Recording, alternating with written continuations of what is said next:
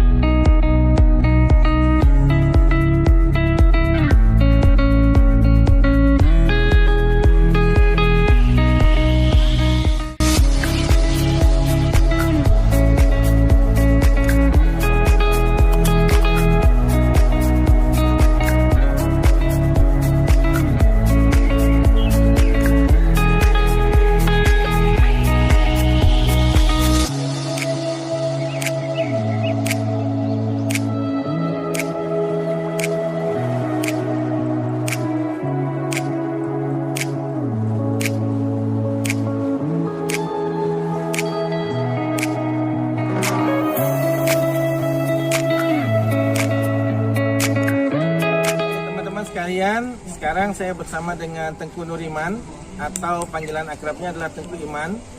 Ya, beliau adalah penggiat, juga bisa dibilang penyelamat sejarah budaya Aceh.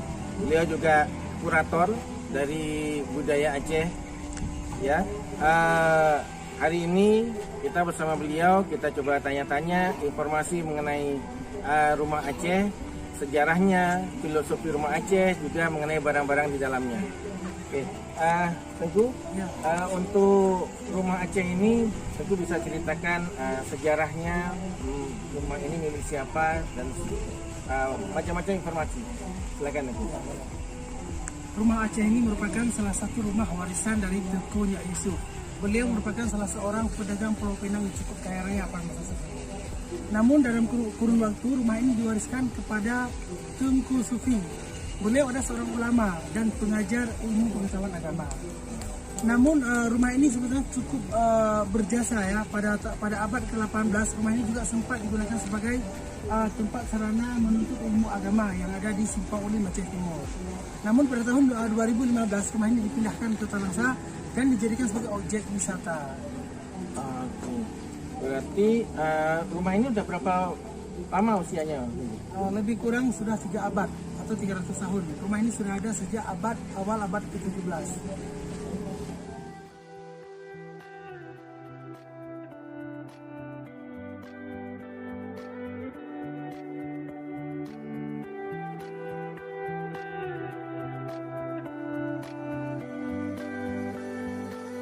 Baik, Tengku, tadi pada saat kita masuk itu pintunya kan rendah, itu kita sampai harus membungkuk. Kemudian masalah tangga tadi saya coba hitung ganjil. Itu ada filosofinya, Tengku? Iya, sebetulnya ada filosofinya, yaitu berkaitan dengan budaya dan pengaruh kepada budaya Islam. Kenapa setiap tangga rumah Aceh itu dia ganjil? Dia ada bilangan ganjil dan bilangan keesaan, atau Allah itu satu gitu. Dan ruang-ruang rumah Aceh pun terbagi kepada 5 bagian, 1, 2, 3, 4, dan 5. Dan ini juga merupakan solat sehari 5 waktu. Dan kita lihat juga pintu rumah Aceh. Kenapa pintu rumah Aceh itu kecil? Nah, itu memiliki makna di filosofi yang cukup tinggi. Dia memiliki 2 filosofi. Yang pertama adalah sebagai penghormatan, yang mana tamu yang naik ke rumah Aceh itu harus menghormati dengan salam dan menunduk kepala, merendahkan diri. Dan yang kedua, kenapa pintu rumah Aceh kecil? Itu filosofinya adalah yang mana hati orang Aceh ini sempit. Nah, sempitnya kemana? Kepada budaya-budaya yang bukan budaya Islam. Jadi tidak boleh sembarangan masuk ke rumah Aceh. Begitu masuk ke rumah Aceh, kita lihat luas di dalam. Begitu kalau dia udah kenal kita dengan budaya Islam, bagus akhlaknya, dia menerima kita seluas rumah Aceh dengan lapang dada, dengan kasih sayang seluas rumah Aceh. Itu filosofi pintu rumah Aceh. Ya. Dan rumah Aceh ini juga memiliki 3 bagian, yang mana serambi depan, serambi tengah yang namanya dengan rambat, dan serambi belakang. Nah, rumah Aceh di serambi depan hanya bisa dinaiki oleh kaum perempuan. Ya. Kalau laki-laki cukup di balai saja atau ada ruang tamu khusus di bawah. Karena dulu masa kerajaan Aceh itu mereka memberlakukan syariat Islam cukup kental. Oke, oh berarti yang balai-balai di depan tadi ya, Tengku ya, kita lihat ya. Itu pertama. Oke.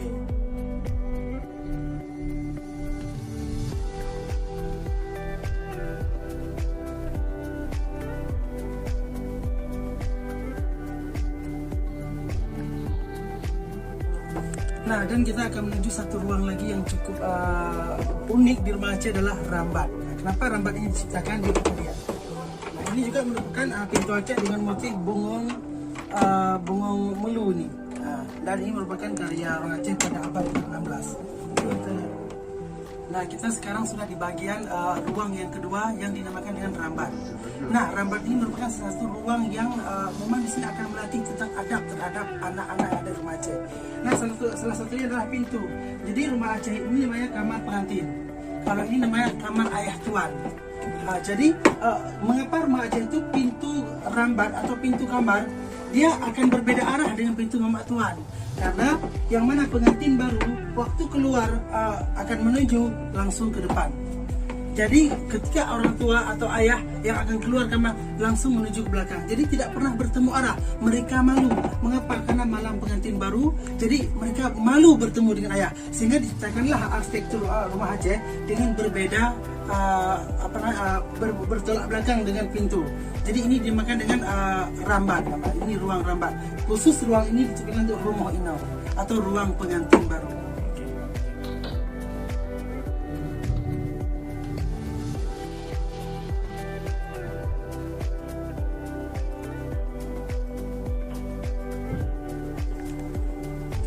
Di ruang rambat ini juga ada satu benda cagar budaya yang masih terselamatkan, yaitu lampu tanglung.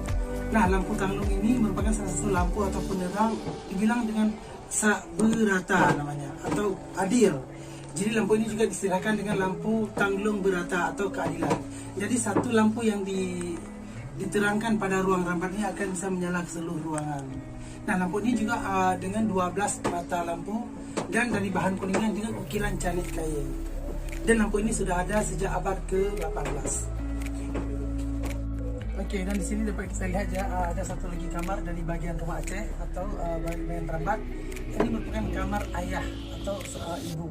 Dan kamar ini juga dibuat pintu menghadap ke belakang. Ketika orang tua yang keluar, dia langsung menuju ke belakang, tidak berhadapan dengan pengantin baru yang akan menuju ke depan. Nah, inilah fungsi dan filosofi berkaitan dengan adab.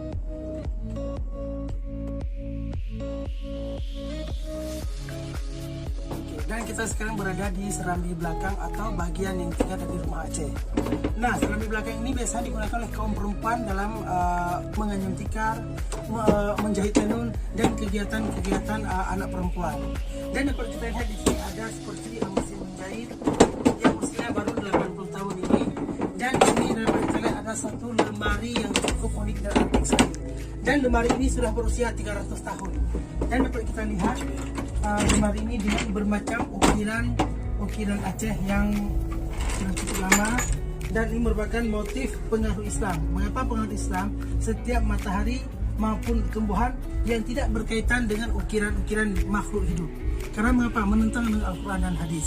Sehingga semua ukiran Aceh itu pengaruh kepada budaya Islam cukup kental. Nah, di sini boleh kita lihat juga ada ukiran-ukiran seperti bunga melu dan canik kayu. Dan filosofinya adalah lambang kemakmuran dan kemajuan.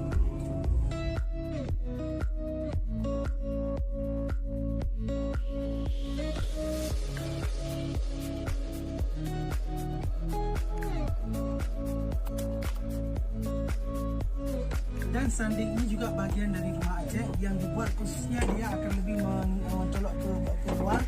Dan disinilah tempat penataan barang-barang seperti piring, gelas, dan mangkok sebagai peralatan dapur dan anak-anak masak lainnya. Dan ini juga dinamakan dengan sanding.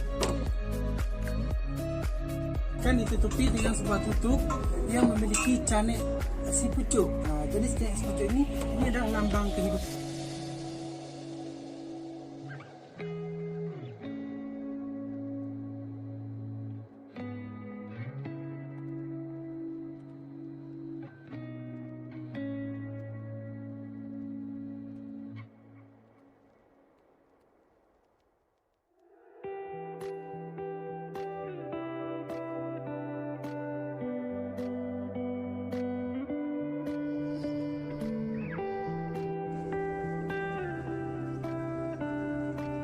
sebetulnya ini bukan asli, tetapi kita ada referensinya. Ini baru dibuat dan ini juga hasil karya saya sendiri. Dan balai ini kita rancang ini untuk perlengkapan kampung Aceh. Jadi kita punya wacana yang cukup besar dan program adalah di sini akan kita buat kampung Aceh tempo dulu sebagai tamadun peradaban Aceh, khususnya peradaban Islam. Nah, salah satunya adalah perlengkapannya adalah balai. Balai ini dinamakan dengan balai rapat atau balai musyawarah.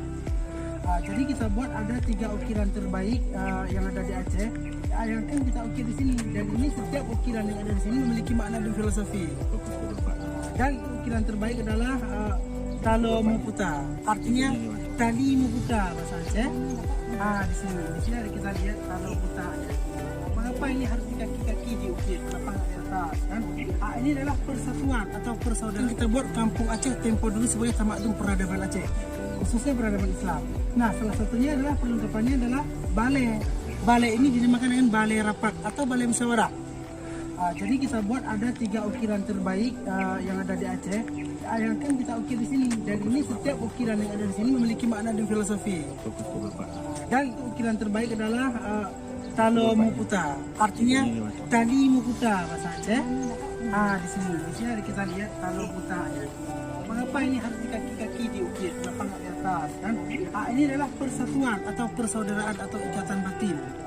Jadi filosofinya itu, kita orang Aceh maupun sesama Islam kita harus bersatu. Makanya orang Aceh buat Talo Muputa, Jumpatrun dan Canek Ranuk, sumber obat-obatan. Jadi orang Aceh dulu setiap buat ukiran dia seperti menceritakan sesuatu kepada generasi, ya, kepada anak-anak dan saudara bahwa yang diukir ini sumber obat-obatan. Jadi Canek Ranuk atau daun sirih itu di Aceh sangat diagungkan. Jadi bukan hanya orang tua atau ada usia lanjut yang akan mengkonsumsi sirih, namun juga dari usia dini udah mengkonsumsi sirih. Jadi orang Aceh itu sirih itu sebagai pokok gitu. Ternyata dia adalah ukiran mengapa turun dia ke bawah, sebab turun. Mengapa turun artinya tawadu. Walaupun dia kembangnya cukup wangi, dia lebih baik dia merendahkan diri. Jadi bunga jempa, makanya kan dibuat bunga jempa karena dia keharuman. Jadi diiktibarkan kepada keharuman Aceh semerbak di mata internasional. Aceh itu kan mendunia, sehingga bunga jempa satu-satunya daerah yang tumbuh sendiri dengan tanpa harus dirawat itu di Aceh. Kalau daerah-daerah lain itu istilah bunga kantir itu harus dirawat, dibudidaya. Di Aceh nggak usah dilihat, dia tumbuh sendiri dengan lebat dan bagus. Karena memang daerah Aceh menjadi tumbuh dasarnya. Nah, balai ini juga digunakan 2 tangga, yang mana tangga yang pertama yang akan dinaiki oleh kaum perempuan. Nah, tangga yang kedua dinaiki oleh kaum hawa laki-laki. Jadi di tengah ini mengapa dia harus diseimbangkan? Nanti akan ada tabeng di tengahnya. Tabeng itu pemisah antara laki dan perempuan. Jadi bukan model. Dalam perlengkapan kampung Aceh tempo dulu sebagai tamadun peradaban Islam. Nah, kita di sini juga akan membangun dan itu yang namanya Kerung Padi. Kerung Padi ini merupakan tempat penyimpanan padi atau benda-benda hasil panen yang lainnya. Dan Kerung Padi ini juga memiliki filosofi dan makna sebagai lambang kemakmuran Aceh. Yang mana Aceh dulu telah melakukan dan menggiat dalam urusan pertanian. Dan pada Kerung Padi ini juga terdapat beberapa ukiran cukup terbaik ternama, yaitu seperti Canek Onkaye, Bungung Jumpa, dan juga Canek Onkaye. Jadi makna Onkaye atau Canek Kaye atau kalau bahasa Indonesianya daun kayu, atau ini disematkan kepada kemakmuran juga. Yang mana lumbung padi ini adalah lambang kemakmuran. Ya.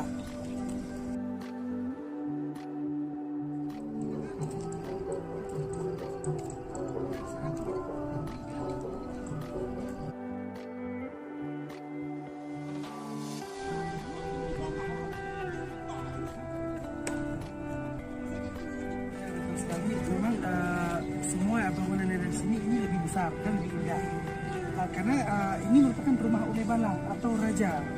Jadi Raja Obid kalau bahasa Acehnya, kalau bahasa Indonesia dia raja kecil. Jadi ini rumah Tengku Panglima Ismail. Dia walaupun seorang Ulay Balang juga seorang panglima. Dan beliau adalah salah satu Ulay Balang yang berani menantang Belanda. Sehingga dapat kita lihat juga dari sisi rumahnya pun banyak ukiran-ukiran yang amat mewah. Salah satu ukiran adalah pucuk rubung, ada juga Canek Awan. Nah, Canek Awan ini merupakan salah satu ukiran termahal kalau masa dulu itu. Dan rumah ini lebih besar. Mengapa besar rumah ini? Rumah ini dulu banyak sekali panglima-panglima yang hadir. yang hadir ke rumah ini dalam istilah ketika ada perang di sini rumahnya musyawarah. Ketika ada agresi Belanda ke Aceh, mereka telah bermusyawarah bagaimana untuk menghantam Belanda. Nah, ini salah satu rumah Tengkunya Tengku Panglima Ismail yang berani menantang Belanda secara terang-terangan. Dan dapat kita lihat juga di rumah ini ada namanya Anjong. Nah, Anjong ini merupakan tempat yang mana Ulay Balang duduk ketika memberi nasihat atau musyawarah kepada rakyatnya.